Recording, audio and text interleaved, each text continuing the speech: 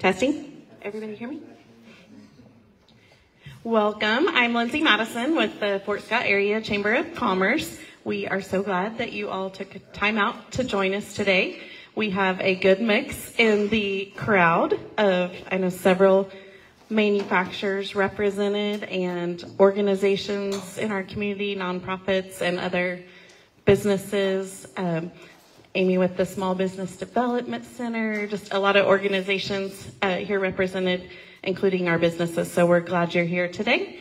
I would also like to introduce Deb McKinney, is our board chair this year for the Chamber for 2024. So thank you. And then Bailey Lyons, still a board member and past board chair, will be our moderator today. So we'd like to start off today by the Pledge of Allegiance, if you would all join me.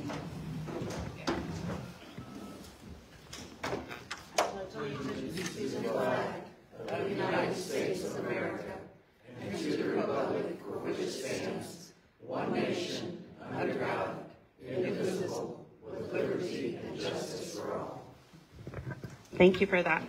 And just a few chamber announcements. This Saturday, we are hosting a legislative update with our state legislators. It'll be at 10 o'clock Saturday morning at Ellis Fine Arts Center in the meeting rooms. And Mark McCoy will be moderating that for us. We have Senators Karen Tyson and Tim Schallenberger that have RSVP'd to be in attendance. Trevor Jacobs is not able to attend. His daughter has a ball game this weekend. And so join us this Saturday, again, 10 o'clock at the Ellis Fine Arts Center in the meeting rooms for a legislative update hosted by the Chamber. And then also tomorrow, just our chamber coffee, our weekly chamber coffee is at hosted by Sparkwheel, and it'll be held in the Fort Scott High School cafeteria. So join us at 8 o'clock for that. Sparkwheel used to be Communities and Schools, if you're more familiar with that. And then Saturday, we are also hosting a Love Local chocolate crawl downtown and around. We have 14 businesses that'll have sweets for your tasting while you shop and support local and business bingo that you can get stamped to win chamber bucks. And then next Saturday is the Elvis concert being hosted by Care to Share. But just a shout out that we're selling tickets for that at the chamber if you would like to order them there, or there's an online link on our website. So at this time, I'll go ahead and turn it over to Bailey Lyons. Thank you, Lindsay. Welcome, everybody. The restrooms for anybody that needs it are right around the corner, so feel free to get up when you need to. We're going to turn it over to these gentlemen in the hot seats. We're going to give them each 7 minutes, and then at the end we should have some time left for questions and answers. So be thinking or jot down your questions. And good afternoon. Hope everybody's having a good day. Beautiful day out. Great weather. I want to, you do so many of these things, you start running out of things to say, but I'm going to go through something that I have done for the last several years in my management experience as a business plan. It's something that we have not had at the city of Fort Scott, or at least I can't find it in our files for the last several years. And I feel it's very important, not just for my staff, but for me to be held accountable to the citizens and to the city of Fort Scott. So I'm going to go through this briefly, just a few highlights, and then I'm going to let these guys take over. One of the biggest things is to have a mission statement. You know, what is our mission statement? As a management staff, our mission statement is the 7 essential and enduring principles that guide our individual actions, our interactions, or decisions making at the city of Fort Scott are communication, exceptional public service, stewardship, commitment to employees, integrity, innovation, and most important, transparency. So those are the things that we live by as a staff. You know, that is something we push every day. Sorry, my voice is kind of messed up. But that is something we push every day in our meetings, in our stand-ups, or whatever we have with our employees. Some of the objectives as a city manager I have to the citizens, to my employees, and to myself is to strive to be available anytime a director or a member or a citizen needs me, either in person or by phone. Continue to improve in our efforts of more communications to citizens about projects or just the well-being of themselves. Continue to work with Baker Tilly, who is our finance group, to ensure that the budget is clean and we are held to the utmost accountability. Guide the tourism department of Fort Scott to take City of Fort Scott tourism efforts to the higher level. Work with Community Development Director and Economic Development Director to ensure grants are properly used and assigned to the right departments. Communicate with Commission to help better understand their thinking and help them understand what we are doing at City Hall and what's best for the City of Fort Scott. Monthly training programs for our directors and even our middle directors or middle management to assure that we have a good succession plan. Let's go down some of this. Bi-weekly radio guests, work with the radio station on that, using our directors and supervisors to get the citizens to know who is actually working for the City of Fort Scott. One thing we haven't done yet, we will be doing, is a quarterly award or proclamation given out to a citizen that exemplifies what Fort Scott really is. Study sewer plant development and develop a 10-year plan that will improve our sewer problems for a longer period of time, not just 3 to 5 years, but to go to 10 to 15 to 20 years, or until we are secured a good sewer program. Weekly meetings with at least one business leader to get their input on the state of the city. I feel this is very important because we don't see everything. We don't hear everything. We need to know what the business leaders in Fort Scott see, hear, and they think of our city and what we need to be doing. Continue to work with our public works team and street advisory group to create a street plan for the next 5, 7, and 10 years. And like I said last night in the commission meeting, if anybody watched it, it's a tough question, but we need to figure out what we're going to do with our streets.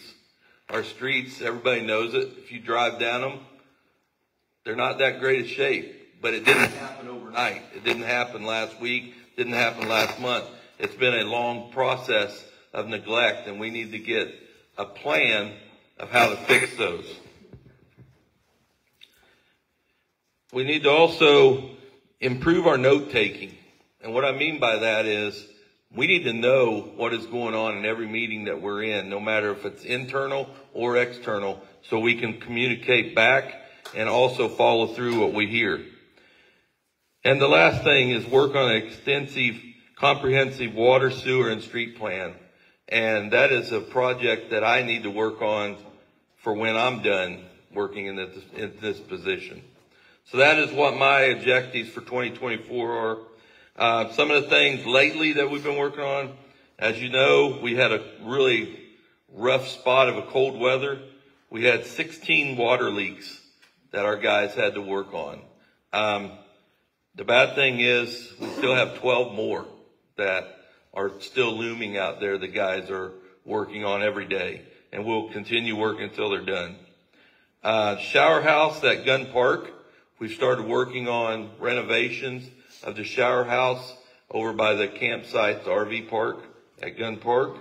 If you watched the meeting last night, you heard our engineers say that Horton Street construction is scheduled to start in late spring, maybe early summer, which that's a great benefit to us. Also, we're starting to work on the Buck Run Sewer project.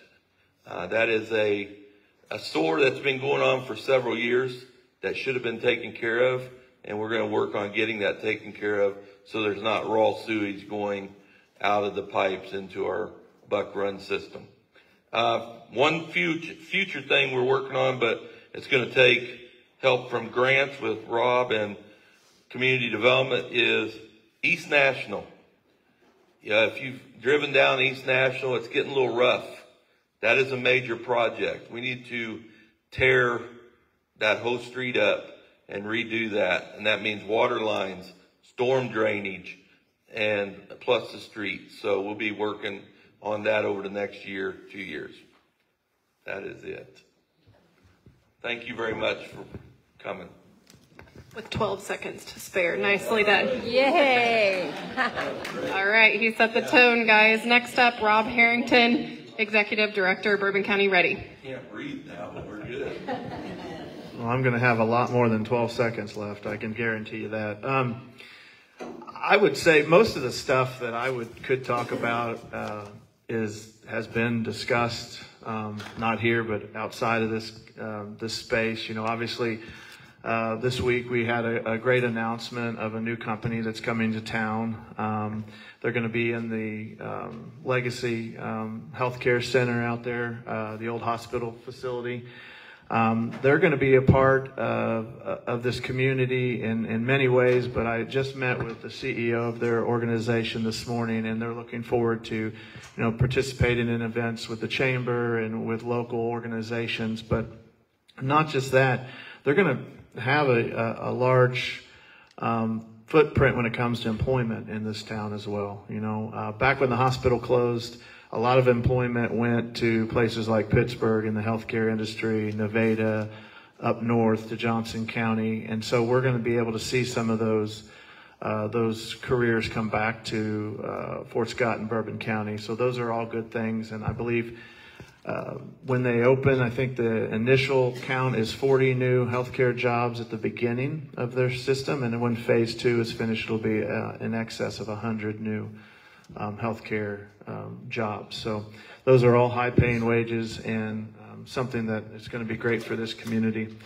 Other than that, we Bourbon County REDI, we finished up a business retention survey in the fourth quarter of last year with the larger employers in the community. Tayton Majors is our business retention and small business manager at REDI. And this first quarter of this year, he's going to start reaching out to more local businesses and start putting together another round of the business retention survey. So when you get a call from Tayton asking about that, I would appreciate if you take the time. It's about 45 minutes to an hour. It's one-on-one with him and you as a business owner. It's strictly confidential. We don't give employers names or anything. That data is then put into a report that's then given to the county commission, to the city commissions. And that's basically kind of what Brad's talking about. That's their view of what needs to be improved within the community, within the county, within our schools and our colleges, and within our organization as well. And so those are good opportunities for us to take and listen, and that's something we're going to be doing first quarter of this year, like we did last quarter of last year. Other than that, we're continuing to work on a lot of major projects. South Project is one of them. We had a town hall here not too long ago about that with members of the bond council and the city. That continues to move forward.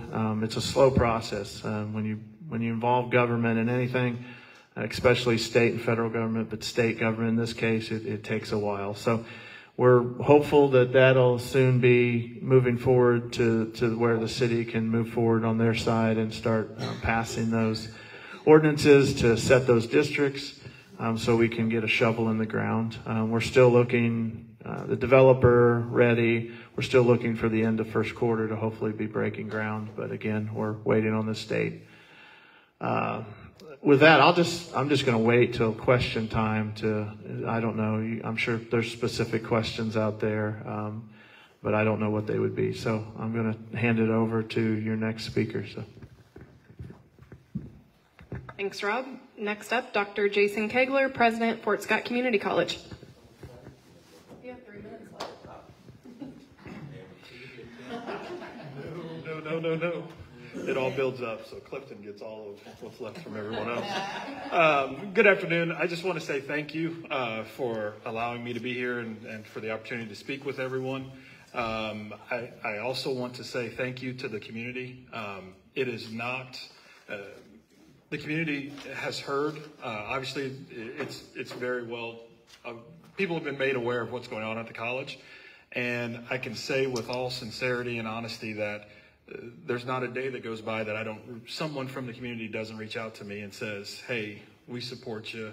We love you guys. We know that you're going to get this turned around. And so those little notes of support really go a long way. And so I appreciate them. Our staff appreciates them. And so I want the community to know that we are so appreciative of the support and the concern that you all have for us. We're doing well. And so that's what I'm going to say about that. Before I forget, because I was told to do this, our next community conversation. So we had a community conversation a couple weeks ago where we invited members of the community to come out and visit with us. Very transparent. No question did not go unanswered. I had planned it to go an hour, maybe an hour and 15, and I think we were out of there in 2. So hopefully, and obviously people left as they needed to, but our next community conversation will be held at the Ellis Fine Arts Center in the Flex Rooms there on February 21st at 5:30. February 21st at 5:30. This month, we will be focusing on our identity. So last month, we just kind of talked in general, answered questions, but really this month we'll be focusing on what the college's identity should be. And we want to hear from the community because you all share a role in that. So I want to make sure that I say that before I forgot. Kind of going back to the thank you. Again, I appreciate the opportunity to be here. I appreciate where we have come, and I need to tell you all that we're in a great situation. Okay, are we where we want to be? By no means are we where we want to be, but we are getting there. Most of you heard that we've had some trouble with our nursing program. Well, we got. Each nursing program is measured on their first-time pass rates for their students that are in the graduating cohort. So the students who graduated in December, their pass rate, first-time pass rate on what's called the NCLEX, is what we are evaluated on through the state and some other organizations. Prior to this month or December, we had been in the 60s. They require you to be in the 80s. Our pass rate is 90%, and we still have one student left to take the test, and we believe that person will be fine too. So 90% pass rate, just because we, as Brad mentioned, we started to put a little bit more attention to it as he talked about the roads. And so one of the things that I'm excited about, besides the pass rate of our nursing program, is that we have plans to return nursing. So we're going to vacate the building at Burke Street and move them back to the lower level, not the basement, but the lower level of Hedges Administration Building. And so we are so excited to have them. They are excited to be back on campus. This gives us an opportunity to share in the resources. Those students didn't have access, readily available access to not the bathroom, but the library. They did have a bathroom, but they did not have readily, down the hill and through the woods, or up the hill by the water treatment plant. No, so we,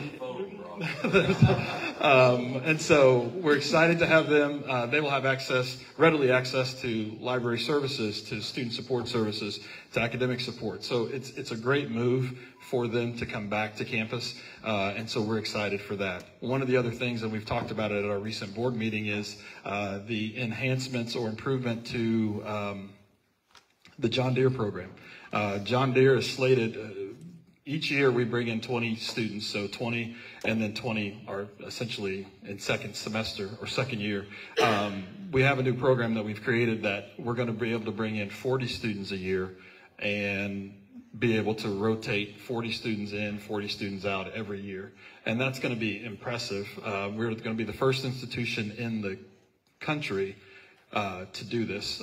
We've worked with John Deere Corporation to get ourselves approval to do this. And once it works here, then other institutions, other campuses that host John Deere will follow in suit. And so I want to say express appreciation for our staff there at the John Deere building for their efforts to get this going.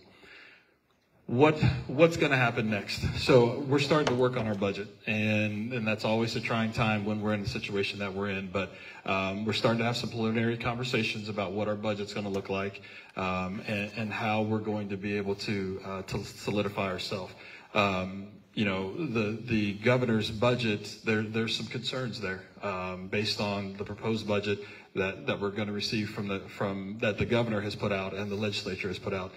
And that reflects a decrease in state aid. And so we're going to have to figure out how we either bring that back to whole or what steps we need to take to shore ourselves up. But the good thing is that we are in a great position. We are moving forward. If you don't have anything going on this weekend, it's going to be nice.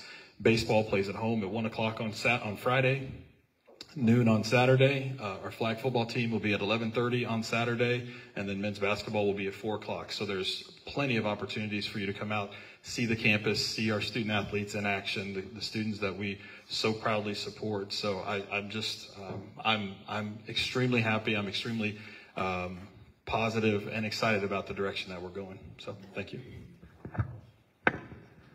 Good afternoon. You can introduce yourself. Oh, I was just going to give Jason some more time. You only have 20 seconds left. Okay. Wow. So I'm Destry Brown. I'm the superintendent of schools here in Fort Scott. Couple of things that we have going on. Of course, you've probably seen in the paper about the preschool, and we had purchased the property over on Horton, which used to be Community Health Center's building. And our plan is that we would remodel that space to be able to house all of our preschool programs in one location and to be able to also expand. Right now we have about 35 kids that are on a waiting list at our preschool, and this would allow us to expand 2 more classrooms so that we could take all of those kids. So our thing is we don't want to take kids from other preschools in town, but we do want to make sure that there's preschool available to every kid, if that makes sense. So we work well with the other preschools in town. We're not trying to, like I said, we're not trying to take their kids. We're just trying to expand so that we can take all kids who are wanting preschool services that are 3 or 4 years old. We had applied for a big grant to do the remodel. We did not receive that. They funded 6 of them, and we were not one of those 6. So in the paper, I know it talked about a $4 million. That's what the grant was, and that was to cover everything that the grant required that we have in that building. So now that we did not get the grant, we will scale that back to being a preschool only, and that number is going to come way down as far as the cost to do the remodeling. We also, the money for that, it will come out of our general budget. We will work within what monies we have available and to be able to do that. So it may be a phase in over a few years, but we will eventually have all of those spaces ready to go.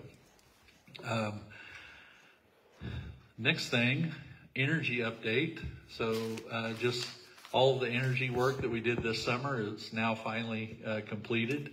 We have the solar panels all on the roofs of the building. You can't see them, so nobody knows they're there except those of us who know they're there. and of course the electric company, because on our bill it tells us how much electricity we're generating. When it's sunny, like it has been this week, we generate quite a bit of electricity. And then on the days that we don't have that sun, it's much less, obviously. But that is being a real help to our payment on those electric bills. The other things, the new heat and air system at the high school that we put in, I can't tell you how much money that is saving us, because we literally were working on that system every day. And we were bringing in parts. We were spending about $100,000 a year just on keeping it running, the old system. We haven't had to do anything this year. In fact, my maintenance guys don't know what to do. They have time to do some things that they haven't had a chance to do because they were always on the roof. So anyway, that's going very well. All of the lighting in the district is now switched over to LED lighting, and which is also a big energy savings for us. This is the time of year we're advertising and looking for teaching positions. And so I just want to give you a little bit of a heads up, though, that our budget for next year, we're down about 80 students this year in our total enrollment in the district. So we're going to be reducing teaching positions because we're going to have to cut about $700,000 out of our budget for next year. So what that means is right now, that doesn't mean I'm going to load up classes and have 30 kids in a class. I want to keep our elementaries between 15 and 20 kids. Right now, like in kindergarten, we're less than that. Our kindergarten class this year came in with, we only have 96 kids in kindergarten. We usually have 120. And it looks like that's going to be the trend for a while. Now, I don't know what some of our closings are going to do as far as our enrollment, but I'm gearing us up for being a sleeker looking organization we're going to have fewer teachers. So we're not going to fill every position that is open right now because we don't need it. So, but I want you to know the teaching and the things that are going on in our school. One of the things when I came was I wanted us to get better. And I see us getting better every day. And I see us closing gaps for kids between when they were off and all that business with COVID and everything. We're starting to catch kids up.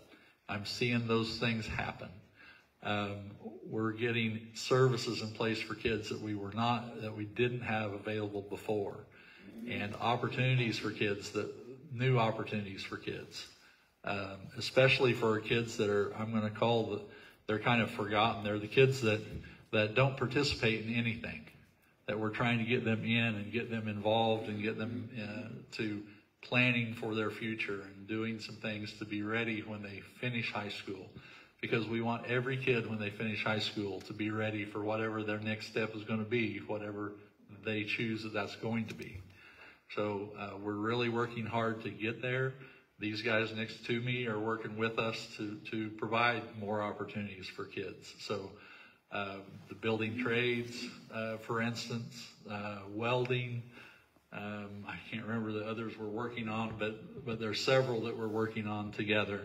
And then expanding our dual credit opportunities for kids as well. It is cheaper for kids in the long run if they can take classes while they're in high school that also give them college credit and get those gen ed classes. My goal would be that every kid who is wanting, and their plan is to go on to college, is that they'd have 1 year of credit completed by the time they finish high school. When the research will show that of kids who enter college, I can't believe it. You can have my 3 So minutes. if they go into college with no credits, they get discouraged in those first 2 years taking all those gen ed classes, and that's when the dropouts occur. So if we can get them through that first year, that will greatly enhance their ability to be able to stick with it and finish it and get into the field where they're wanting to be and take classes in those areas when they get into the college. So that's our goal, and that's what we're working toward. The graduation requirements are making big changes in the state for the incoming freshmen, for next year's freshman class. And we're going to have to do some changing as far as what we're offering at the high school and how we offer it. But anyway, it's all good. It's just going to be some change. So, and we're going to have to do some changing as far as what we're offering at the high school. My name's Clifton Beth. I'm a 3rd District Bourbon County Commissioner. And first I'd like to thank Jason and Destry for working together on those programs. I graduated, obviously, from Fort Scott High School plus the Community College RN program. I think it's great that you're moving it back to campus. There was definitely a disconnect between students at the Burton, which I graduated from the Burton Street school. So I think it's great. Good luck. And the trade programs, I think, are huge. And hopefully the county will daily be working on the emergency room situation in Fort Scott or Bourbon County. That's probably the big one that we are. Of course, the sales tax that we are considering putting on the ballot for April. And Mark, could you tell me the date? You know the actual date of that will be? Yeah, sorry. But anyway, the sales tax, which will deal with healthcare, we're in the process of trying to get the wording correctly, where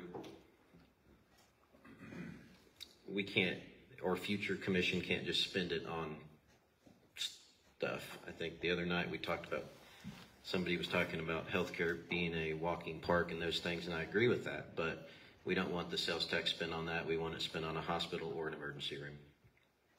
And so we're working on the wording, which that will be fairly quickly finished within the next week or two. So you can look for that, what that wording will be for the upcoming election, that half-cent sales tax.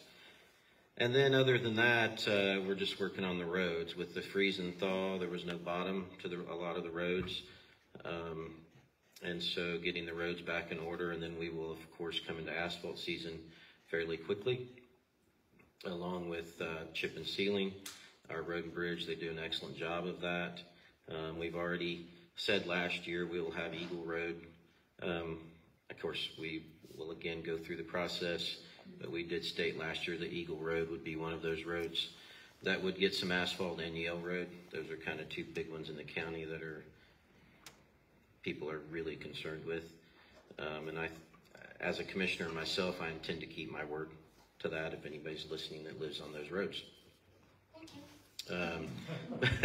It's one person anyway.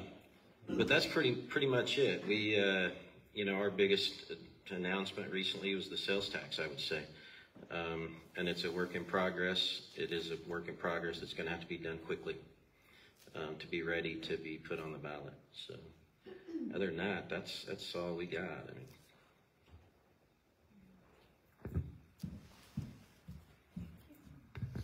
I just want to thank all these guys up here for taking their time to come be transparent. And now I'm going to open it up to you all for questions. If you'll raise your hand, I'll bring you the mic. We do have people tuning in online on Facebook Live, so we want them to be able to hear you. Not everybody at once. This question's for Rob. In regard to the announcement Monday, I kind of wish there was some question and answer period afterward, but because of some things I've heard, I'm going to ask you, even if I think I know the answer. First was, how many beds is anticipated to be with the new arrangement? So I'll tell you, just to start this, any question about the company's company information, how many beds and stuff, probably should be directed to the company itself. So they didn't present a business plan that you are aware of to Legacy for this? They did, but I'm not privy to like the final numbers and stuff. From what I understand, there's going to be a clinic for walk-in outpatient clinic. There is going to be an in-house clinic as well, or in-house patient stay. Could be 20 beds, 30 beds maybe. Depending on need. That'll obviously happen closer to the time when they find out what the current need is. And then there'll be a unit that is for more serious patients that might need constant care when it comes to like food or eating disorders. But again, the gentleman's name, who's the CEO, that it was on their press release. There's a number there. And he said to call if you have any questions. He's taken several calls already, and he's willing to take up more. And then they are going to have an open house town hall in March that anybody can come to, and they'll answer questions then. So that kind of leads into my second question, and I think they mentioned this, but I did not catch it. the timeline for opening operations? So the rural part, the clinic part, which would be up front, the upfront space where I was located and where Macaulay Center and all that was located, that is to be open by March. They're hoping March 1st because there wasn't a lot of renovations they had to do, a lot of paint and patch type stuff, waiting for furniture. But they're hoping to have that open on March 1st. The rear part of it will be later. That's phase 2, obviously, and that's probably closer to the end of the year because there is a lot of renovation that has to go into that space because of requirements with behavioral health, substance abuse, and eating disorder stuff. There are some things the state requires them to have that's not in those rooms yet. So they are expecting to take the whole facility, not portion. They're taking everything from, how do I state this? If you knew the hallway that you would walk down to go to lab or where surgery was on the left there, everything from that hallway to the north, where the patient rooms, ICU, NICU, all that space is they are taking. Okay, thank you. You're welcome. Thank you for that question. Next.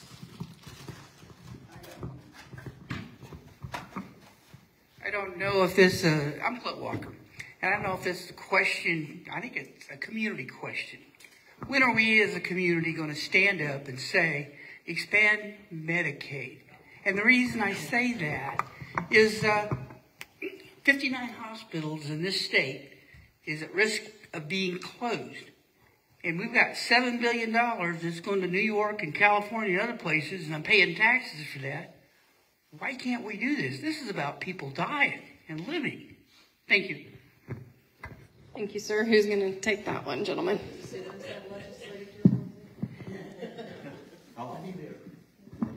I have a commission meeting.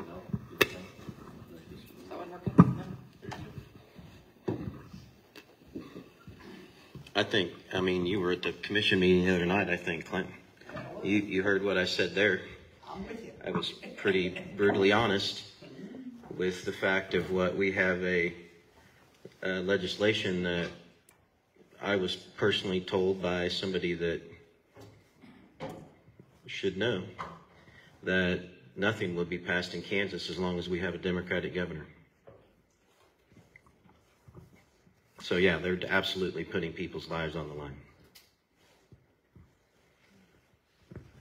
Anybody else? I mean, it can't get any simpler than that. Next.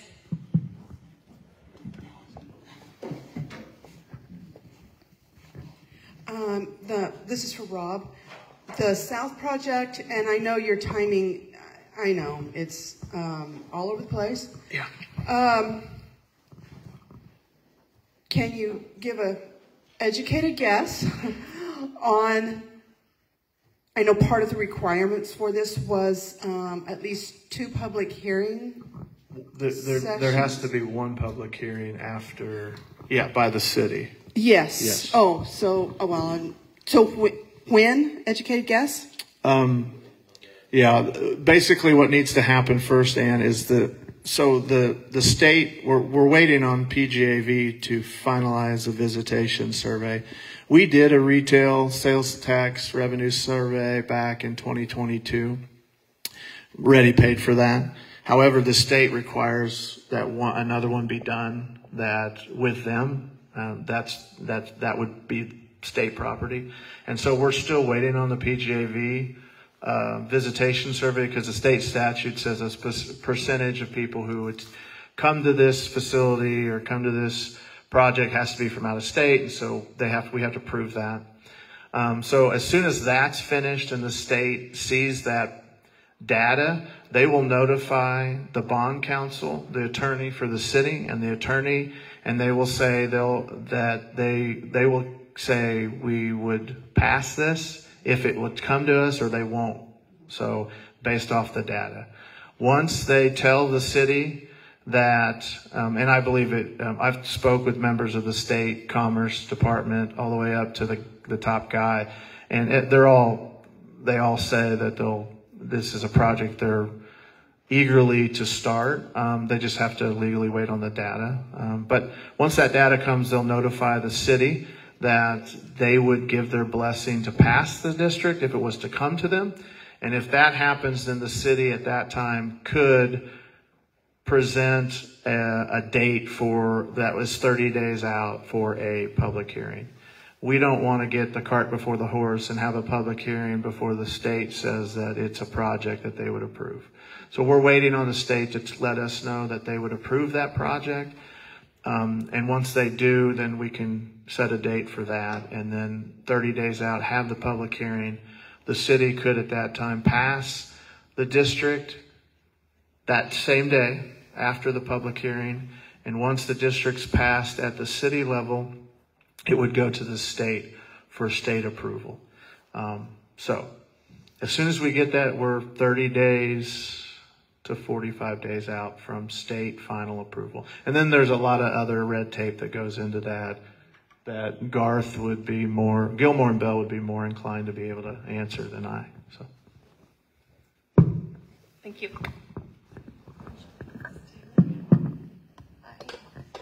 Dr. Kegler, I just had a quick question. Hi. About the nursing program. So now that we are back in the 90s, does that mean that the program will soon be off of probation and able to accept new students? That's a good question. So the next step is we go back to KSBN in Kansas State Board of Nursing. We go back to them in March to let them know the progress.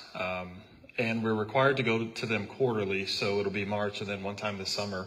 After the summer opportunity, we are going to see where we lie. And honestly, we're going to gauge them this go around as well to see when we go to them in March to say, hey, we've taken these steps. Would you be interested in allowing us to begin to admit students again? And so we're at the mercy of the Board of Nursing for that. So if I were a betting guy, I would bet that I'm going to be asking my staff to ask them every single time we get in front of them, can we admit? Can we admit? Until they either give in or they say, yes, this is the right thing to do. So yes, we will be doing that. One of the other things that falls in there is that early in the fall, we have a visit from ASIN, which is the National Accreditation body for nursing programs. And so we will also have their visit, and at the same time is when KSBN will come back to our campus and do another visit. So if things stay on the trajectory that we're currently on, there's a possibility, maybe slight, but there is a possibility that we'll have an opportunity to enroll or to readmit this in August, or we may have to wait until January of next year. But I'm confident that it'll be one of those two dates. Hopefully the earlier rather than the later. I agree. Seems especially important with new healthcare jobs coming open that we provide the people for those jobs and the training that they will need for them as well. Thank you. And one of the things that we are having some internal conversations about is, and then Rob and I have actually spoken about this with this new announcement, is do we want to look towards some sort of mental health technician program that would help bridge and provide opportunities for people to be employed and to learn and to understand and to be trained, and then we provide that the pipeline for him. And so he's excited about that. I don't know how excited he is, but he's excited. At least he told me he was. I'm very excited about it because it gives us another program. Thank you. Sure. This question is for Rob. Can you tell us what is the revenue model, the funding model? How does the new behavioral health center how is it funded? Is it like state grants, federal grants, privately funded? It's a private investment. So it's privately owned. It's not a state. So it won't. Okay, it's a good question because it's not a state hospital. Okay, the facility is a facility that takes insurance. It's private pay. So that's the type of facility. It is not an Osawatomie. It is not a state hospital for the criminally insane. It's not anything you may have read on Facebook. It is a privately owned, invested entity that is owned by a group called, let me have this, JG Healthcare Solutions. That's the parent company that owns KRI, or Kansas Renewal Institute. And so it's privately owned, private pay. So that's how it's funded. Thank you. Brian?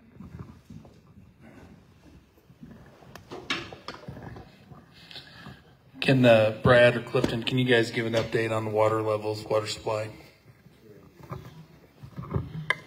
Right now we've got plenty of water, which is nice. Rock Creek is pretty much full and the lake is filling up. Plenty of water in the river.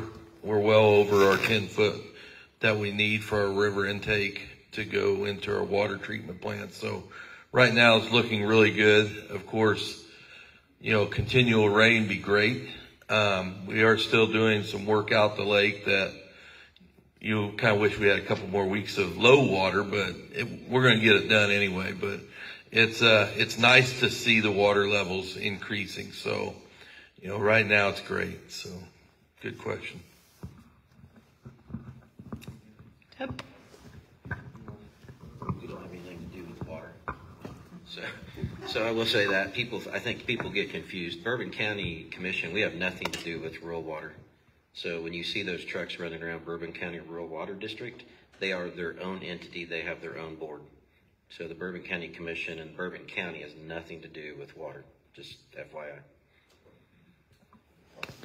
Well, I guess this question would be for Brad. And I just want to say, first of all, from everyone that is up here, every time that I have reached out to one of these wonderful men up here and asked them specific questions and even hard questions, every single one of them has been very professional and very kind in giving me what information they had or what they could, and they promised to get back with us as soon as they had more information or if they didn't have an answer to the question.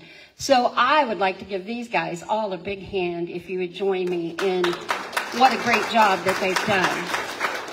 Now, that being said, I do have a couple of questions. These are public. Yeah. Yeah, let me start off. Yeah, these questions again is for Brad, and it's just been questions that's been sent to the radio station, and so it's not a personal thing from anybody, just questions that have been brought up. First of all, the question was, what is our tourism director's job, and what is he doing, and how come the LaRoche Field is not full like it was several years ago with tournaments every single weekend? That's the first question. Well, I can tell you, we don't have enough time for the job description, but I can post that. I can also tell you, I am revamping our tourism department. I've visited with Jackson Tuff, who is our tourism director. He speaks to several people every day trying to get travel writers to come to Fort Scott, bus tours to come to Fort Scott, various other things to promote Fort Scott. That's great. That's great. But I feel, in my opinion, I've talked to him yesterday, I've talked to several people. I don't usually go off the side of the cliff by myself. I usually try to get several other opinions before I jump it. And you know, we need to get our faces out farther. And the best way of doing that, a lot of people would say the internet. Well, not everybody gets on the internet, but everybody gets on TV. Everybody watches TV of some sort. You know, of course, you've got the cord cutters, the cable cutters, but I've found by discussing with people that commercials can be put on Roku, Amazon Prime, all the other ones that I'm sure we have at our house. And we can put our face out there, advertise for Good O' Days and Fort Scott Downtown and Gordon Parks and whatever else we've got going on. We have so many things that's going on that we must continue to advertise that and get to the local markets here, but also go down to Arkansas, also to go north to Kansas City. I've got several classmates that live up in Kansas City, and several, still, I got cousins that live up there, and the internet does not reach them. I'll ask them, hey, did you hear about the Christmas on the Bricks? Well, yeah, because you posted it on your Facebook and we're friends on it. But other than that, they don't see that. So we need to be on billboards up there. We need to be on the TVs up there, going and talking to the local media, talking to the media up there is very important to us. So we are going to spread our wings a little bit and fly and see where it takes us, because Fort Scott does have a lot to offer still. It's not all roses, but it's not all doom and gloom either. I mean, we've got so many good things going. There's something going on every weekend, like Dr. Kegler said. If you're in the sports, go out to the college this weekend. If you're in the entertainment, I'm sure there's several things going on there. There's always something going on in Memorial Hall. So, we continue pushing that. We'll continue pushing the travel writers to come in to see our town, because that gives you some publicity and put in the magazines and things like that. But we are going in a different route with tourism to try. Now, with La Roche, I've talked to several people up north, and I've also talked to our specialists here in Fort Scott. Baseball is saturated. Baseball tournaments are saturated. Everybody goes north. We have one field, maybe two if you use the colleges. Other than that, that's all we've got for ball tournaments. We're talking 60, 70, 80 teams that want to come play. Our two fields can't handle that. So they go north to play in these tournaments. That's why La Roche is not as busy as it used to be. And plus, what are ball tournaments now? I have no kids in them anymore. $700-800. So they don't have that. We are working on a few things. I don't want to let too many cats out of the bag, but we are working on a summer league. It'll be local. It really won't bring very much business to heads and beds, but it'll be local SEK teams, Missouri teams that'll play here. Also talk to the Nevada Griffins about coming over and playing. I don't know how many of you have ever heard of Pecos League. Talk to them about bringing their team here just for a doubleheader, Joplin's team. But baseball is a hard sell right now. So. Okay, one more question for you that was submitted is, why did the city commissioners get rid of all the advisory boards? And how active are our city commissioners in what's going on in the community, as well as at the lake? So what's my contact? So I'll make everybody mad. I may be gone tomorrow. So, man, this could be too transparent, but I can't answer the question about how much they're involved in the community. I really can't. I can tell you I am. I have contacts with lake residents. I communicate with lake residents a lot when we have to shut the valve down, when we open the valve. The beavers are building a dam, things like that, or the dock, the boat dock. I visit with the street advisory committee a lot. I visit with land bank a lot. How about the city commissioners, though? That's where I was going. That's the city commissioners. I don't know what they do on the outside. I know they come to me. I get questions daily through them about this, about that. I believe the reason that they voted to let go of some of the advisory boards were, one, it takes away a lot of time from our staff, but it's also their reasoning was redundancy. And they feel like some of the advisory boards that we had can come talk to me, come email me, or whatever they want to do, and we can get things done that way. I hate speaking for them because that's a tough deal, but I can tell you I'm here. I don't know how many of you know me. And I put this one day, it's a fault, but I'm very transparent. I see almost every one of you at Walmart, so I'm sure the heck ain't gonna lie to you because I have to face you when we're looking for ice cream or whatever we're doing. So, I will tell you everything I know that's not under a contract. And so, that's why when you asked me that, I was like, well, I might go talk to Des. I didn't ask you. Right. So, I hope that gives you some sort of answer. Thank you. I'm curious, and there's still a spot open on the Super Bowl. $7 million. Is that in the new budget? No problem. Jerry's gonna pay that. 30 seconds.